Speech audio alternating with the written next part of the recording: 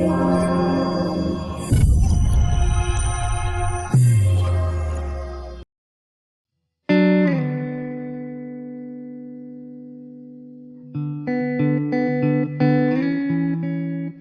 got married this year in February 2021, and then I conceived Dua in the next month in March.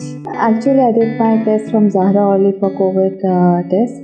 My brother was tested positive. Then immediately, since I was pregnant, I did my test, and then we came to emergency. I just remember the first guy, the radiology department. After that, I remember I saw my husband standing outside, and they transferred me to ICU. And I remember rooms with trees, and after that is blackout. I don't remember anything.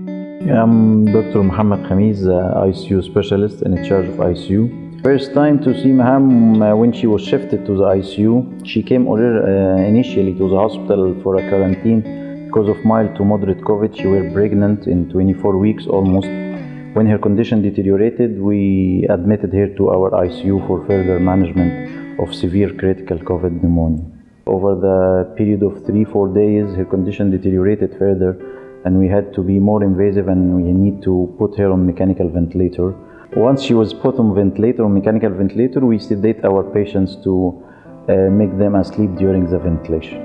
She had a turbulent flow. Her oxygenation wasn't going in the right way. Her X-ray was worsening, although the maximum treatment that she was receiving from as per the DHA protocol and as per antimicrobials. So after approximately 7 to 10 days of ventilation and her condition was not picking up, we had a multidisciplinary team including the gynecologist, the NICU physicians, to make an emergency plan if required to do cesarean section in the ICU. At the end, we had to do the cesarean section in the ICU in the mid of the night, where all the doctors had been called from homes. At the time of the delivery, she was almost collapsing. Her oxygens dropped down to 60%. So the delivery was because she was dying. So we had to save one of them. Unfortunately, all the scenarios was there. Any of the scenarios was available. Deterioration of herself or deterioration of the baby, or the possibility of losing both of them. Unfortunately, all the options were there, especially that her husband was keen from the beginning to save both of them. The cesarean section was carried on by Dr. Huda in the middle of the ICU with all the setup was ready, blood transfusion and all the machines was ready from the OT, so the operation was carried in the ICU in a rare situation that rarely happened. I could not believe it, and I didn't, Dr. Huda did it in such a smooth way. But yeah, Dua is a miracle child. She is the first baby who got delivered in ICU in a normal bed. She was 750 grams at the time of the birth, and around 34 centimeters. It's a miracle from God. She's a miracle baby. After she started waking up, we started having complications on her right lung, air leakage and pneumothorax on her right lung, so she required some interventions with tube insertions, and then she developed other complications related to the COVID. All of that was managed back to back until we finally was able to wean her from the ventilator, but she stayed in the hospital for 90 days in the ICU. I didn't know where am I, which home it is, what happened to me. Initially, my family and Umar, they hide it from me, everything. I told her you are here since 1 week only. 1 week only. After that, when you wake up from a long sedation, you will have severe weakness in all your body. So this requires a very aggressive rehabilitation. From the emergency department, from the radiology department, from the blood test, from top to down. They really helped me out here. All of them. Out of the way to support us, yes. And all the nursing and doctors, they all were taking care of Dua when I was away. So she has a lot of godmothers and lots of angels around.